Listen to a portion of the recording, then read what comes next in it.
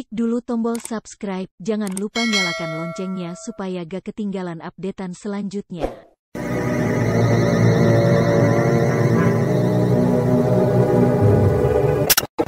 Misteri Nini Pelet kali ini mempersembahkan episode ke-20 dengan judul Asmara Berdarah. Naskah karya Ari Hidayat, teknik dan montase Moko Gondrong, dengan sutradara Dian Pertiwi. Asmara Berdarah, suatu kisah tentang bertemunya kembali Nilam Cahya dengan ibunya setelah lama berpisah, di mana akhirnya Nilam Cahya harus kehilangan ibunya akibat perbuatan siluman yang menghendaki gagalnya perkawinan Nilam Cahya dengan Restu Singgih.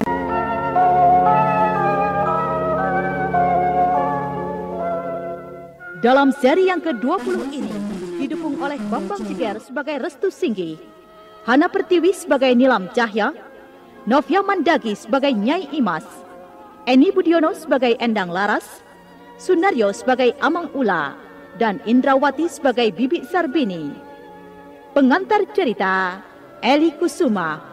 Selamat mendengarkan. Nyai Imas terus memacu kudanya menuju ke gubuk tua untuk menemui Endang Laras. Tak lama kemudian, Nyai Imas sampai di depan halaman gubuk tua itu. Lalu dia turun dari kudanya dan masuk ke dalam gubuk itu.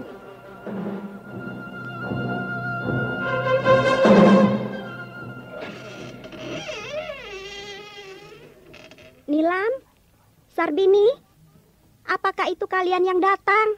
Aku yang datang, Nyai. Bagaimana keadaanmu, Nyai? Aku baik-baik saja. Aku minta maaf karena tidak pernah menengokmu. Aku banyak kesibukan. Tidak apa-apa. Aku datang hanya ingin melihat keadaan Nyai. Juga ingin mendengar kabar tentang Nilam. Kukira kau sudah tahu, Nyai Imas. Sedikit saya dengar, Nyai sudah merestui perkawinannya. Apa kau tidak setuju? Saya bukan tidak setuju. Itu adalah hak Nyai. Nyai ibu kandungnya. Dan Nyai yang berhak dimintai dan memberikan restu. Hanya saja, saya tidak mengerti kenapa Nyai sampai bisa semudah itu memberi restu. Aku sudah bicarakan pada Anomukti. Biarlah, kalian mau bilang apa aku ini. Aku ingin memberikan yang terbaik pada Nilam anakku. Barangkali dia bukan jodoh bujangga. Semoga saja anak itu bahagia. Oh ya Nyai, saya membawa sedikit makanan dan pakaian. Nyai harus mengganti dulu pakaian Nyai yang sudah kotor begitu. Terima kasih.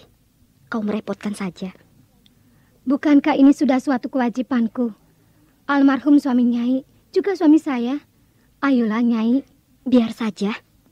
Jangan sungkan-sungkan. Ayo, Nyai harus ganti pakaian Nyai itu. Pakaian itu sudah kotor sekali. Dan tidak seharusnya terus dikenakan begitu. Mari, biar saya buka pakaiannya.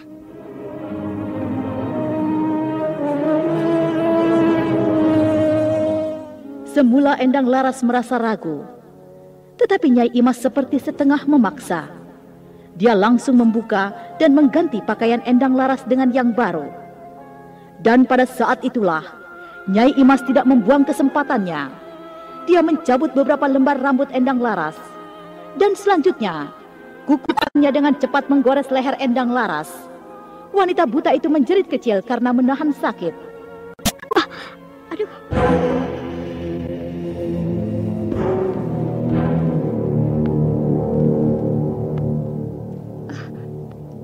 Maafkan saya, Nyai. Maafkan saya. Saya tidak sengaja. Kenapa dengan leherku? Aduh, terasa sakit sekali. Aku merasakan seperti tergores benda tajam. Apakah terluka? Sedikit terluka. Biar saya membersihkan darahnya. Nyai Imas segera mengambil selembar kain putih dari balik bajunya. Wanita itu kemudian membersihkan darah segar yang meleleh dari luka goresan di leher Endang Laras dengan kain putih. Sudah cukup, Nyai. Tidak apa-apa, luka sedikit. Iya, terima kasih. Kini aku sudah berhasil mendapatkan tetesan darah dan beberapa lembar rambutnya. Aku berhasil. Ade Imas, aku ingin tanya. Kenapa kau sampai bisa masuk ke ruanganku ini dengan aman? Yang aku tahu, siapapun dari keluarga kita tidak diperbolehkan masuk ke ruanganku ini. Paling tidak di luar ruangan ini yang dipagari kayu-kayu itu. Tapi kau sepertinya bebas sekali. Kau dan yang lainnya tidak akan tahu kenapa aku sampai bisa bebas di tempat ini. Karena aku memang yang berkuasa di tempat ini. Dan akulah sebenarnya yang bertanggung jawab atas pengurunganmu di tempat ini. Semua orang tidak akan ada yang berani buka mulut. Kenapa kau diam saja? Tidak apa-apa. Aku bisa masuk ke ruangan ini karena aku mendapat izin dari orang-orang yang berjaga di tempat ini. Nyai, makanlah dulu. Ayo, makanlah Nyai. Nanti saja. Aku belum merasa lapar. Aku ingin tanya padamu. Tanya apa, Nyai? Apakah selama ini Nilam sudah bertemu denganmu? Sudah. Dan sayalah yang menemui dia. Kenapa memangnya? Ya, saya hanya khawatir anak itu bersikap tidak baik padamu, menyinggung perasaanmu. Tidak, saya senang dengan Nilam. Setelah sekian lama dia pergi mengembara, anak itu kini kelihatan semakin bertambah dewasa.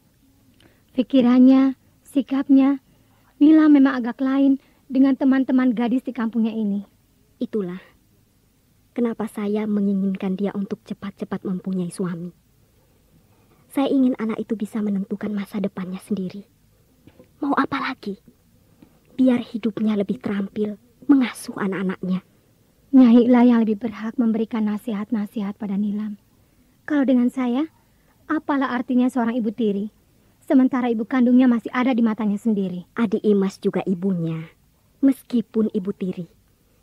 Bukankah kewajiban orang tua memberikan nasihat pada anaknya, mengisi apa yang perlu diisi padanya? Meski kau mengatakan Nilam itu sudah bertambah dewasa, baik pikirannya dan sikapnya, tapi aku menangkap anak itu sepertinya masih sering berlaku ceroboh. Adik Imas, saya minta tolong, awasi dia. Berilah nasihat-nasihat dan pengertian yang sesuai buat dia. Karena kau tahu, aku sudah semakin tua. Rasanya hidupku tidak akan bebas lagi. Aku sudah tidak berkeinginan apa-apa lagi. Aku ingin meninggalkan segala persoalan dunia untuk mengakhiri hidupku di ruangan ini. Nyai, kenapa Nyai mempunyai pikiran dan keinginan begitu? Ada lagi. Apakah Nilam pernah menyinggung soal warisan? Belum, tapi aku tahu. Anak itu sudah pasti menuntut nantinya. Aku mohon, bersikaplah sebijaksananya. Saya akan berusaha bersikap begitu. Kalau begitu, saya sekarang mohon diri. Dan sebentar lagi, senja akan tenggelam. Iya, terima kasih aku ucapkan.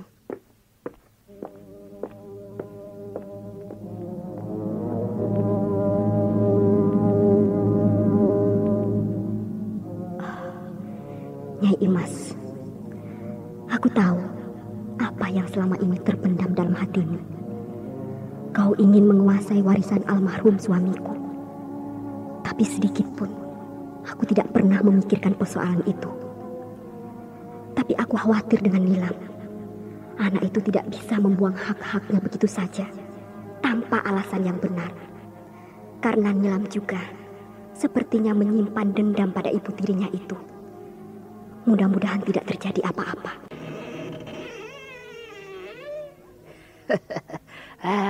Nyai Imas, rupanya Nyai sudah pulang. Aku berhasil, Amang Ulah. Oh ya. Aku berhasil mendapatkan beberapa lembar rambut dan tetesan darah Endang Laras. Coba kau lihat ini. Beberapa lembar rambut dan noda darah. Wah, Nyai memang hebat. Bagaimana Nyai bisa mendapatkannya? Aku telah melukai leher perempuan buta itu. Dan untuk mendapatkan beberapa lembar rambutnya, kukira mudah saja. Nah, sekarang bagaimana pendapatmu? Bukankah Ambu Gening memberi Nyai waktu 2 hari? Nah, besok malam kita baru datang lagi menemui Ambu Gening di gubuknya. Bukankah begitu pesannya, Nyai? Nah, kini kita tinggal menyediakan sebutir telur ayamnya. Kalau soal itu biarlah saya nanti yang akan mencarinya. Terima kasih, Amang Ulah. Sementara itu pada malam harinya, Restu Singgih, Nilam Cahya dan Bibi Sarbini datang menemui Endang Laras. Baru saja sore tadi ibu tirimu datang, Nilam. Oh, mau apa wanita itu, Ibu? Dia hanya ingin menengok ibu. Dia memberikan ibu pakaian ini. Aneh sekali sikapnya. Sepertinya kedatangannya tidak wajar. Maksud bibi bagaimana? Tidak biasanya ibu tirimu memberikan pakaian pada ibumu. Sikapnya mendadak pahit begitu. Itu wajar-wajar saja, Sarbini. Kak, kenapa leher kakak terluka gores? Iya, leher ibu ada bekas luka goresan. Kenapa, Bu? Tidak apa-apa. Hanya tergores kuku ibu sendiri. Bagaimana dengan persiapan Rian? Semuanya sudah kami siapkan, Bu. Kami tidak ingin yang muluk-muluk. Kami ingin dilaksanakan secara sederhana saja perkawinan itu.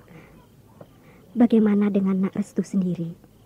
Apakah Nak Restu juga setuju dengan cara begitu? Memang sayalah yang meminta begitu, Bi. Semua itu berkat bantuan Bibi Sarbini. Aku mengucapkan terima kasih padamu, Sarbini. Sepertinya di antara saudara yang lain, hanya kau sendiri yang masih bisa aku percaya. Saudara-saudara yang lain sepertinya sudah tidak ambil peduli dengan rencana itu, karena mereka memang tidak setuju. Sudahlah kakak, jangan lagi dipersoalkan masalah semua itu. Yang terpenting sekarang, kita bertujuan baik. Kita juga tidak membuat mereka merasa dirugikan. Tapi Anomukti itu, dia merasa dirugikan besar padaku. Padahal aku tidak merasa begitu. Bukankah kau sendiri tahu, Sarbini? Dulu, memang aku pernah jatuh kata dalam perkumpulan keluarga, bahwa aku berniat ingin menjodohkan Nilam dengan Bujangga. Tapi, bukankah itu belum aku pastikan secara sungguh-sungguh? Karena Nilam sendiri waktu itu tidak ada. Aku memang mengatakan waktu itu, aku bersedia menjodohkan Nilam. Kau ingat itu, Sarbini? Iya, aku masih ingat sekali, Kak. Waktu itu, kita semua berkumpul di rumah Kakang Anomukti. Waktu itu, Kak Endang Laras, Nyai Imas, aku, Bujangga, Kakang Anomukti, dan juga istrinya almarhum. Semua berkumpul hanya untuk bercakap-cakap keluarga saja. Tapi, Kakak Endang Laras seperti tidak sengaja mengajukan sebuah pertanyaan.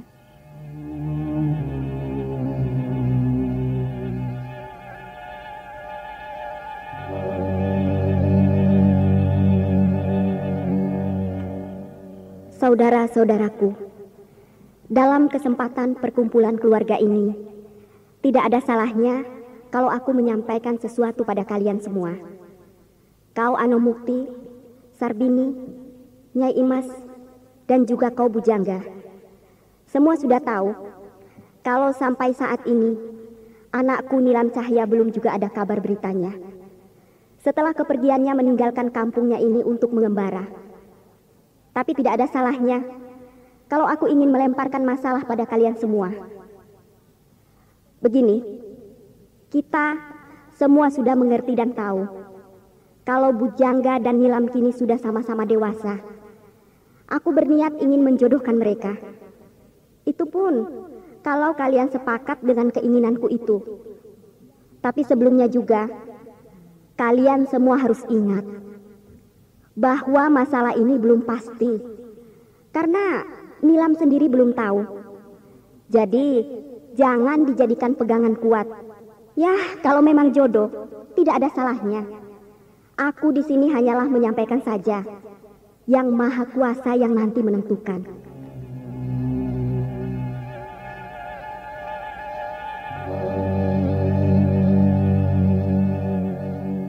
Iya, hanya kata-kata itulah yang aku ingat, Kak.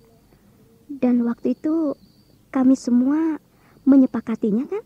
Iya. Aku sudah mengakui kesalahanku. Tapi mereka semua, terutama Anomukti, menjadikan semua itu sebagai pegangan hingga sekarang. Anomukti kecewa sekali. Dia seperti dendam padaku. Aku ingat ketika dia datang marah-marah padaku.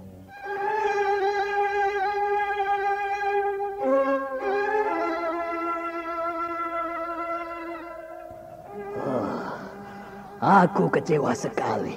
Aku tidak terima. Aku tidak sudi. Mulutmu tidak bisa lagi dipercaya. Pelin-pelan seperti anak kecil. Tidak bisa dipertanggungjawabkan omonganmu. Hah?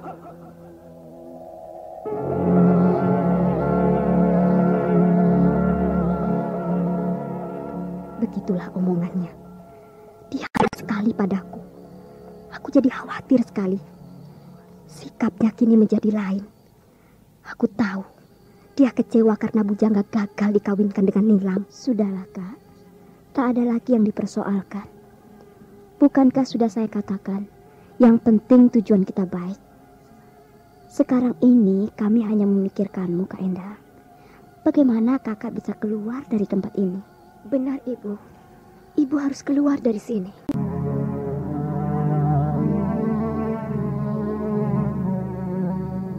Aku sudah tua.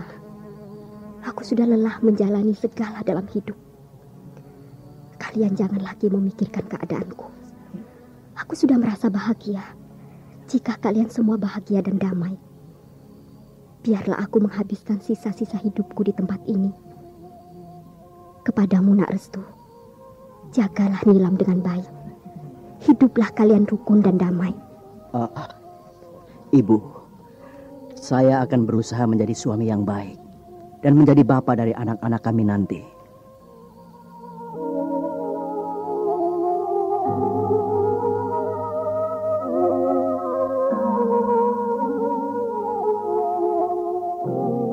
Mereka terus bercakap-cakap sampai jauh malam.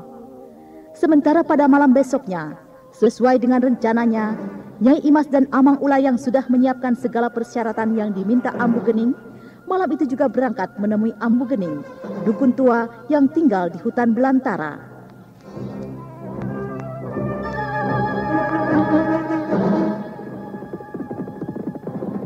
Amang Ula, kukira Ambu Gening sedang menunggu kedatangan kita. Iya, dan malam ini Nyai Endang Laras tengah gelisah diselimuti maut. Kata-katamu begitu menakutkan. Tapi aku senang mendengarnya. Ya, Nyai bisa buktikan sendiri nanti bagaimana Nyai Endang Laras menghadapi sekarat yang luar biasa anehnya. Ambu Gening pasti akan membuat permainan dengan wanita itu. Dan dia akan mempergunakan ilmu teluhnya itu, Nyai.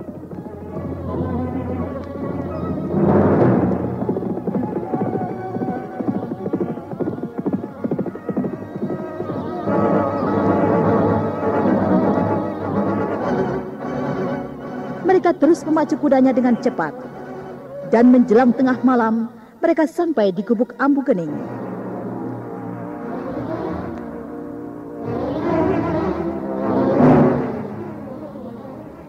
Bagaimanakah kisah selanjutnya?